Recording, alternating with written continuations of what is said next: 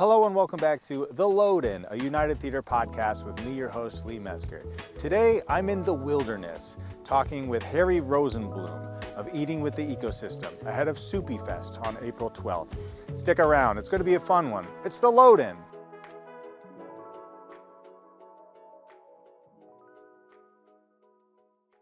Hello and welcome to the show. I'm out here in the middle of actually, I'm not going to tell you that.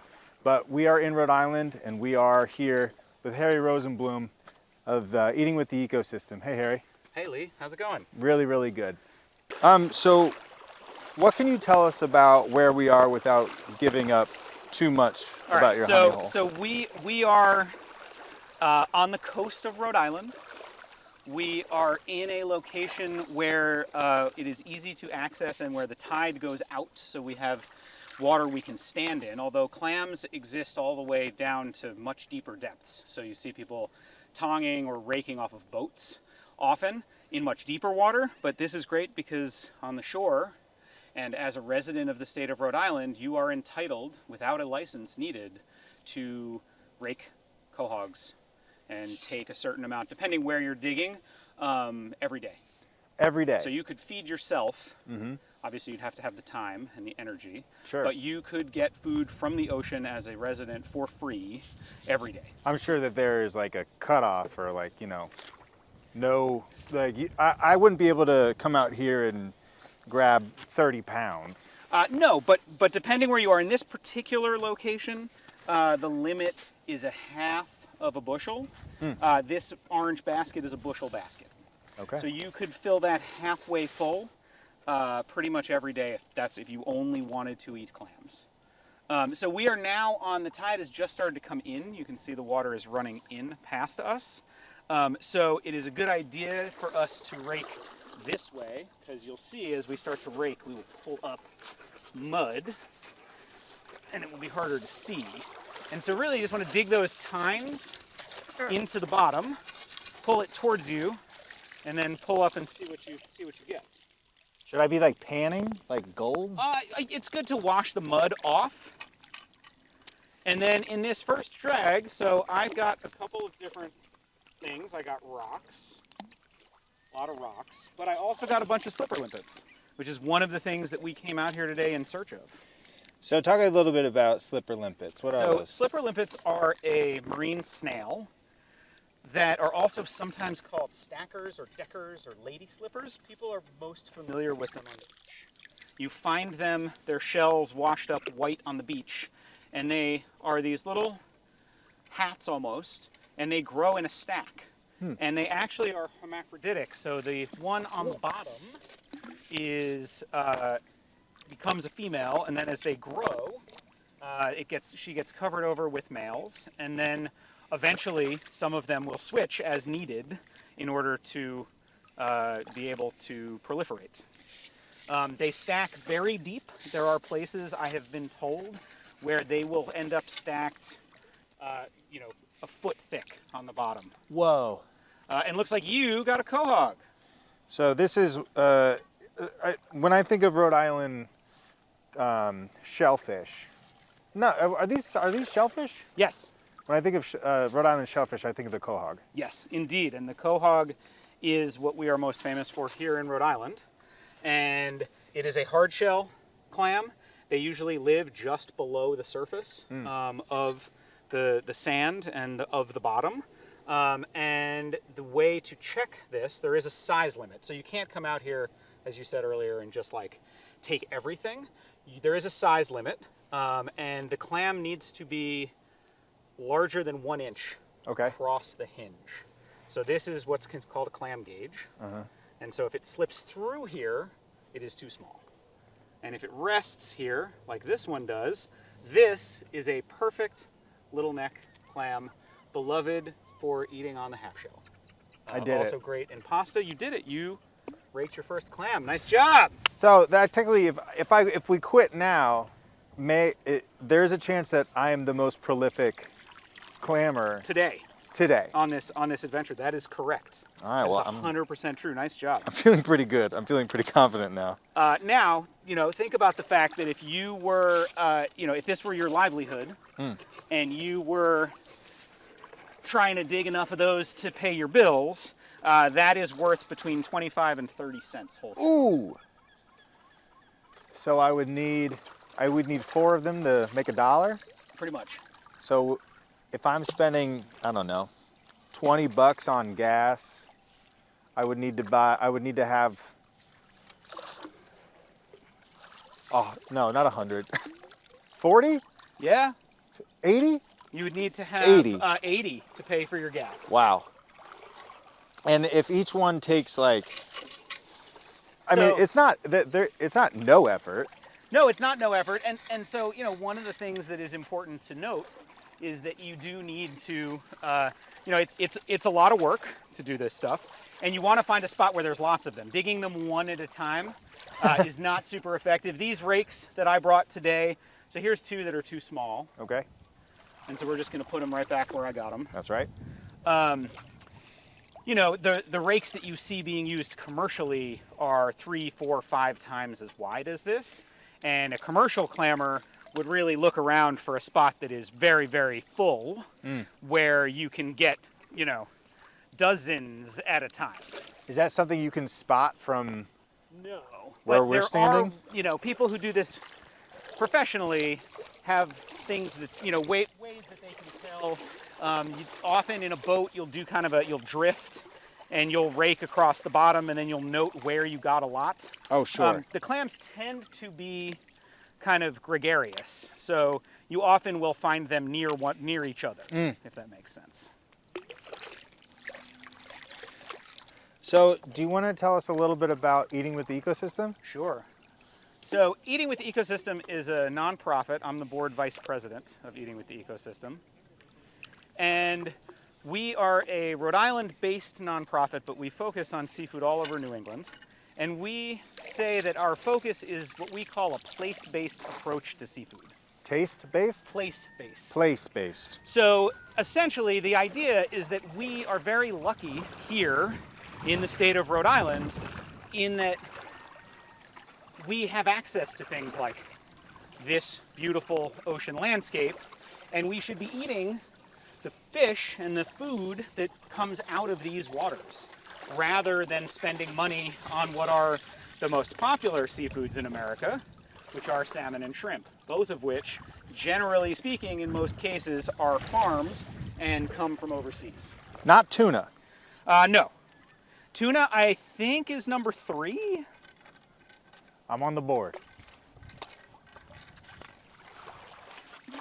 So that could be in Rhode Island. I know we did an event a couple maybe months ago about green crabs. Yep. So that's, you know, green crabs, lobsters, squid, lots of fish. I mean, there's cod, there's black sea bass, there's you know, flatfish like summer and winter flounder, that all are caught locally here and are delicious.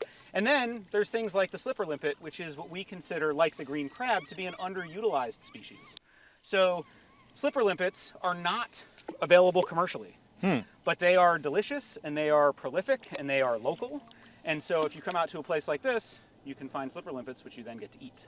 Now, is that like a cannabis thing where like nobody wants hemp to be legal because it'll supplant? I think part of it is that there is not, in this country, we tend to have an aversion to eating things that have bones in them, and have an aversion, except for things like you know, little necks on the half shell, eating animals in their shell. Okay. You know, aside from things like crabs and lobsters where there has been a market developed, but we don't like, you know, the idea of taking a plate filled with these little shells and picking at them at the dinner table is not a common sight in the United States.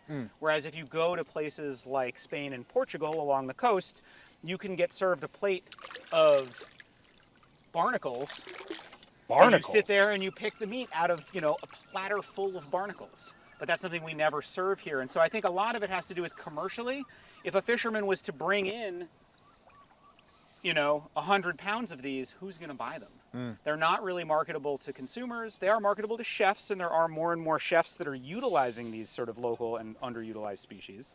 On our board is David Standridge from the Shipwright's Daughter in Mystic, Connecticut. And David uses a lot of local species like slipper limpets and green crabs in his food. So speaking of restaurants that you have, that might be on the bleeding edge when it comes to trying things that might not be widely adopted yet, are there any restaurants that you've partnered with or that Eating with the Ecosystem has partnered with that is kind of trailblazing in a way? So Shipwright's Daughter is definitely one. James Wayman of Nana's and now I'm going to forget what it's, River Bar? River Bar. I wanted to call it the Bridge because that's what it used to be called. In Westerly is another. And, you know, I think the real thing is that while it's really awesome that chefs sort of lead the charge and are sort of forging a path for these things, because that's great for the fishermen, right? It gives them a market. I think really, at least for me, the big goal is to get the consumers interested in these things. That's right. Because that's where we're going to get the biggest uptake, right? David Standridge at Shipwright's Daughter makes incredible food, but his restaurant only has a fixed number of seats. That's right. And then there's only a fixed number of people each night that are going to order a green crab dish from his menu. Whereas if green crabs were available at the supermarket, or people were into having green crabs for, say, a holiday, right? Like if we were to get green crabs, people interested in them for, say, the Feast of Seven Fishes around Christmas, something like that, then I think is when you really start to see real opportunity. One of the things about Eating with the Ecosystem, I mean, is that we want people to be using these species that are prevalent and that are sustainable, right? Yeah. Like, think about, you know, if I come down here and spend an hour where, you know, I can dig, windy, where I can dig, say, 80 clams, 100 clams, something like that, take them home. It's not like I'm going to eat them all that day. Yeah. I'm going to freeze some, and then I have food to make chowder, and every single one of those meals that I have provided that food or that ingredient for myself is one less trip to the grocery store. It's one less thing that had to be shipped in a truck or on a train from across the country. So, you know, I like to think about the small ways that we can affect change and affect these things, right? Like, if we're looking at something like climate change and how it's affecting our environment, that's a lot, right? I don't want to have to shoulder all that myself. That's really hard. And some days I can't, right? I mean, like, look, as much as I have for many years talked about good food, local food, all that stuff, sometimes you just got to feed your kids a chicken nugget. Like, you just do. But if there are ways that I can be making small incremental changes that are both, like, beautiful and fun, this is a great workout, and then I can offset that with incredibly fresh seafood that I don't have access to otherwise. If you buy these clams in a store, the freshest they're going to be is probably a week old. I mean, unless, you know, yes, in Rhode Island, we're very lucky, right? You could go to Champlin's where they're buying them from the clam digger, so they might have been dug that day or the day before. Yep. But if you are somewhere else, up in Providence, if you are in South Kingstown, Westerly, even going to, you know, we have fantastic fish markets in Westerly. You have the fishery, you have Seawell. Seawell is and you have Seawell down in Connecticut as well. Incredible fish market. Buys tons of local stuff, but even then, right? Clams and oysters, because they are alive, last a very long time. You can keep oysters and clams in the fridge if you keep them at the right temperature. You can keep them in the fridge for 2 weeks, no problem, right? 3 weeks. And so that product is still really good at 2 weeks, but it's way better at like 10 minutes. So, you know, the fact that you have access to that and can eat that is really awesome. Should we go try some of these? I think so. All right.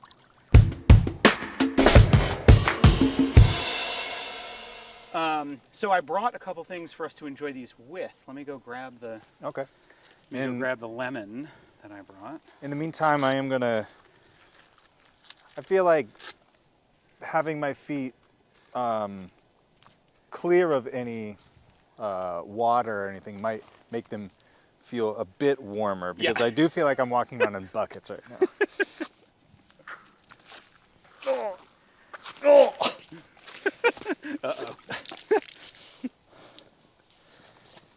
I think next time waiters, I think I should invest in waiters at this point because I'm not going anywhere. I'm a Rhode Islander now at heart. Ugh! I think it might be time. All right, so should we try the slipper limpets first or the clams? What do you think? Let's start with clams because that's something that I feel like I know what to expect. Sure.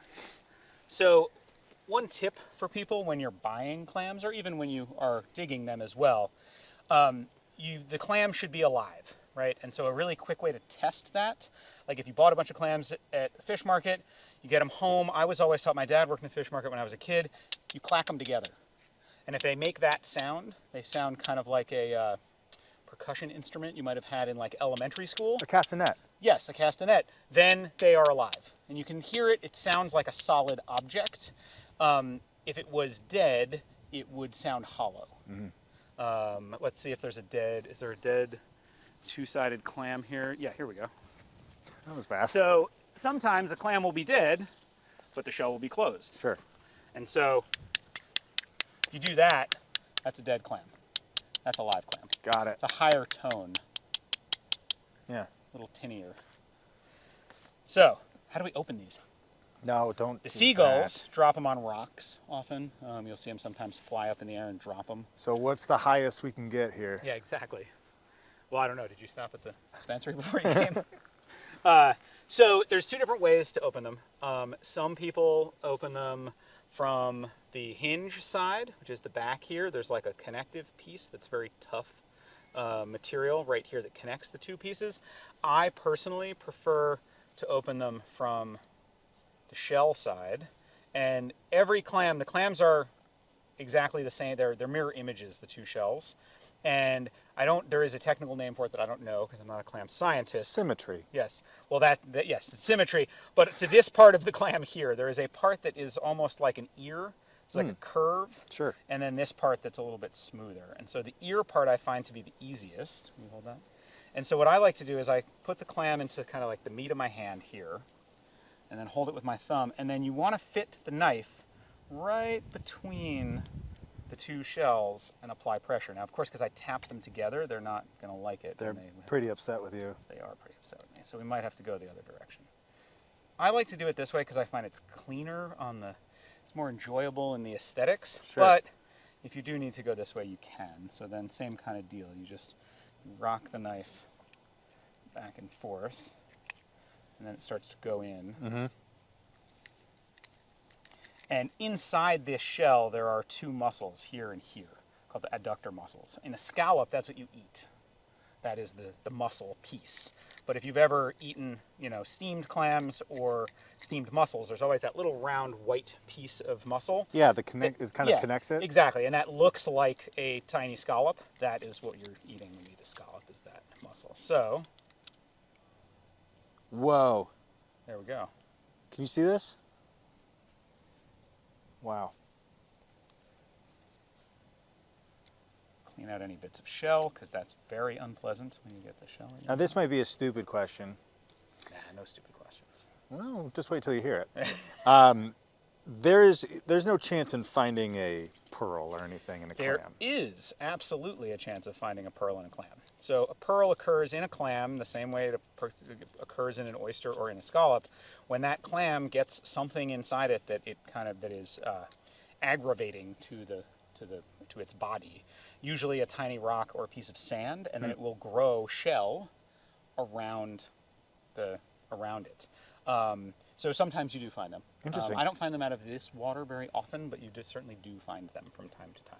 Well, we might be clam pearl richer after this. Certainly true. How do you like your clams? Do you like them with cocktail sauce or do you like them with lemon? I like a little Both. cocktail sauce. All right. Well, I want to prepare one for you too as well, though. Cool. Let's see. So, let's see if I learned. I'm going to hold it like this. Yep. The intention is to get in here, yeah? Yeah, and it's hard because you have to get it exactly between them and apply pressure. I usually apply pressure by like closing my hand onto the edge of the knife.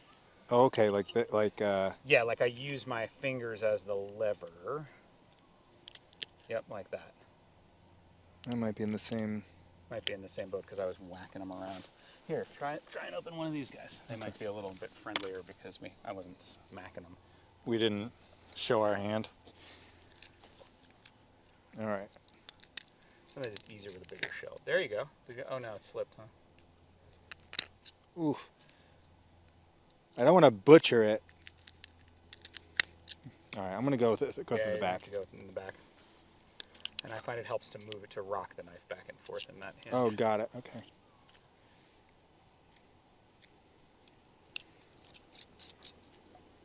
It's going to be humiliating when I can't do it. That or when I bury this thing into my palm. Yeah, don't do that. That'd be terrible. There you go. Yeah, you're getting it. So at what point is there like a twisting action or? Just keep going through. There you go. And then once you get through the first, now you could probably pull the knife out because you slice this adductor muscle, and then you should be able to pull the shells apart and/or slide the knife in here to cut the other one on the other side. So I have done. There you go. Wow. Sweet.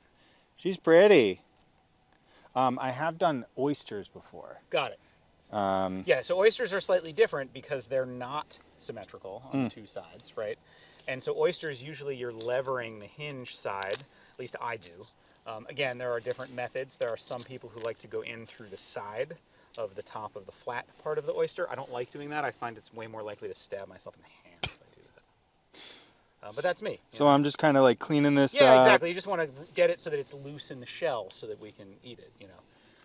There is nothing worse than ordering clams or oysters at a restaurant and they have not cleaned the bottom of the shell, and you're like, ah, and it's just like hanging over your mouth. Everyone's already thrown them back. Exactly.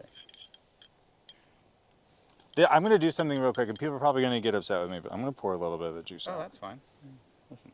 Wow, that looks like some This homemade cocktail? This is some kimchi cocktail sauce that was made by Sky Kim of Gift Horse for our Eating with the Ecosystem Fishes at the Fort fundraiser that we had last summer that I kept some in the back of my fridge because it was so delicious. Love it. And then I mixed it this morning with some of Charlie's spicy kelp relish. Mm-hmm. He was on a panel we did about value-added seafood products recently at the United as part of the United table. And so I had that in the fridge too, and I was like, well, let's do that because that way we get a little kelp in there, we get a little kimchi. Nice. So, cheers. Cheers. Bottoms up.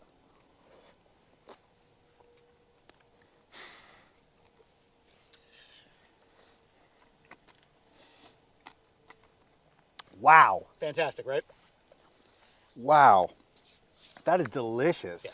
Straight out of the ocean. And they don't get any fresher. No. That's the thing. And what you will realize is that I don't want to ruin you for eating clams, but like on the half shell, they definitely are not as good after a week or two. Sure. They're still alive. You can still eat them. There's no danger in them. But after a week or two, I tend to cook them.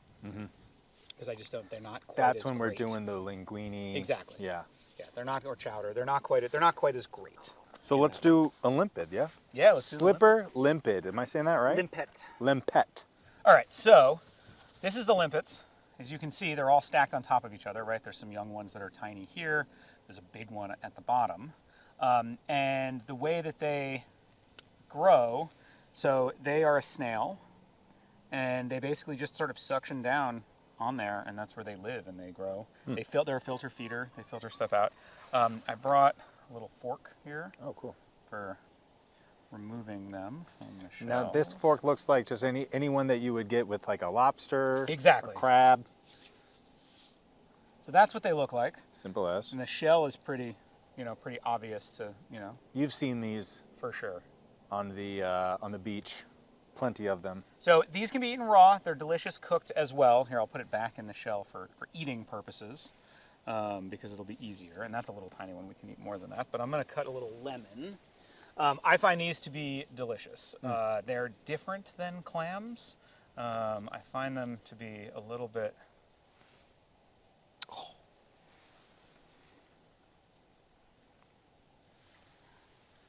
And these are even, they're even easier, right? Because these you don't even have to, like, all you got to do is twist them, right? And Twist there and it is. pop. Exactly. They're great cooked as well. If you just steam them, they're very easy to remove from their shells. much easier than this even. And we will be serving these at SoupyFest. Incredible. So let's toss these back, and then I want to ask you about SoupyFest. Sure. Cheers.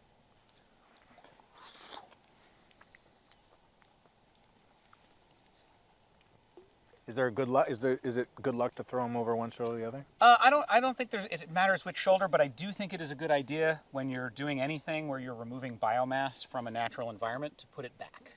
So when I take clams home to my house, I don't throw them in the trash. Sometimes I'll add them to the garden for calcium, but I just keep a bucket of them or a basket of them in the backyard. When that's full, I take it somewhere to the ocean. Charlestown Breachway, or I bring it back here or wherever, just to try to put that biomass and those minerals back where they sort of came from. Rather than into the landfill in Johnston, because that seems stupid. That's not going to do much. So, SoupyFest. SoupyFest on April 12th. If you don't have a ticket, it's sold out. But you still can get in if you submit your soupy, and your soupy is selected to be judged by one of our celebrity judges. So there are 9 opportunities to join us in SoupyFest on April 12th, still. And I love that what we are talking about here is something that locals all know what it is. And as a guy who moved to Rhode Island from New York City, I was like, what is soupy? I lived in an Italian neighborhood, very familiar with sopressat, as they call it in Brooklyn. But I was like, soupy? What is that? And I first saw it on a menu in Westerly, and it was listed as soupy eggs. And I was like, gross. Who wants like liquidy eggs at a diner? That sounds terrible. It's that sounds like the most disgusting way to eat eggs. Yeah, sure. and then I was like, oh, now I get it. Right, you have eggs with soupy. So at SoupyFest, Eating with the Ecosystem will be partnering with the Quaney Fishermen's Cooperative, who we've been doing a bunch of work with, who are starting a fishermen's cooperative in Charlestown to be able to do what we just did, but they're commercial fishermen, rake clams and then sell them. The way the regulations work right now, clams and other bivalves, shellfish, have to be tagged by a registered distributor. Unfortunately, there are no registered distributors down in Charlestown and Westerly. So seems like a bit of a fisherman bottleneck. In Charlestown or Westerly who is digging clams has to drive them to Point Judith or has to drive them to Warwick in order to basically sell them to a distributor, get them tagged, then they could take them and sell them to a restaurant. So these guys are working, they're starting up a fishermen's cooperative so that they can do that themselves. They will be able to sell to restaurants, they'll be able to sell wholesale, and they're starting a CSA program. Fabulous. So we'll be working with them, serving the same dish we served last year, which is slipper limpets and soupy. Very simple preparation where we just steam the slipper limpets in a broth with some onions, garlic, and soupy. And so you get to eat this delicious shellfish alongside the sausage. And if it's half as good prepared like that as it is right now, directly out of the water, you're going to be in good shape. Thank you. Caleb, do you want one? No. Yeah, he's had too many Rocky Mountain oysters. He doesn't... I'm a chicken tender guy, like you say about that. There's value there. Yeah, but it's much harder to go out in the beautiful sun and harvest your chicken tenders. It's a much more aggravating process, to be honest. So this is the end of the show. At the end of every show, I read aloud a review that was left on Apple Podcasts of the show, and I read it aloud. If you want your review read aloud, it can be a shout out, it could be anything. Go to Apple Podcasts, leave a review for the load in, and I'll read it live like I'm about to do right now. Wow, we have a new review. Excellent. Reading. The title of this review is Emma Sills' episode was very good. Quote, great store too. 5 stars. So thank you so much for leaving a review. Once again, you can write whatever you want, and I'll literally be forced to say it by law. So feel free to get on Apple Podcasts, leave a review, give as many stars as you think we deserve, and then I'll read it aloud here. Harry, is there anything that you would like to plug specifically for Eating with the Ecosystem or anything you got coming up? I think that people should check out eatingwiththeecosystem.org and check out the work that we're doing. Alongside partners like the United. We try to do all kinds of fun and interesting things around seafood. We do a lot of stuff that's kind of behind the scenes as well with policy and science. A lot of that work, I will say, and make an appeal, has gotten a lot harder to do with a lot of cuts to things like government funding and NOAA, who manage a lot of our fisheries information in this country. So, if you are feeling like you've got extra to give and you care about what we're doing, we are a nonprofit and we accept donations, small and large. We'll put some more information about how you can support Eating with the Ecosystem in the show notes. And please, we all need to be, we all have skin in this game, so support your local nonprofits so we can do more fun stuff like this. Exactly. Harry, thank you so much for coming on the show. I appreciate it. Can't wait to have you back. Can't wait to see you at SoupyFest. And that's it for the show. This has been The Load In. Goodbye.